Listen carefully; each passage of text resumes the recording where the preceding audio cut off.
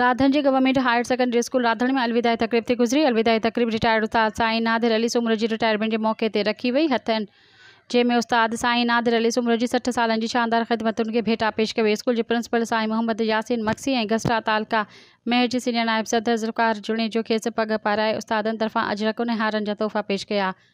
इन मौके ते स्कूल के प्रिंसिपल साईं मोहम्मद यासीन मक्सी गस्टा अॻवान साईं ज़ुल्फ़िकार जुणेजो FA साईं अब्दुल करीम राधण ऐं ॿियनि चयो त साईं नादिर अली सुमरो पंहिंजी सॼी ज़िंदगी तालीम जे मैदान में गुज़ारी, जिते न सिर्फ़ हुन शागिर्दनि जी तालीमी वाधारे लाइ अहम किरदारु अदा कयो, पर संदन इख़लास, महिनत ऐं उस्तादियाणियूं सलाहियतूं हमेशह लाइ रोशन मिसाल बणिजी रहियूं। संदन महिनत सां केतिराई शागिर्द आला मक़ाम माणिया ऐं ज़िंदगी में कामयाब थिया। असां साईं नादिर अली सुमरो खे संदन रिटायरमेंट जे मौके ते दिलि जी गहराइनि सां मुबारकबाद पेश कयूं था ऐं दुआगो आहियूं त अल्लाह पाक संदन ज़िंदगी खे ख़ुशियुनि, सिहत ऐं सुकून सां भरे छॾे।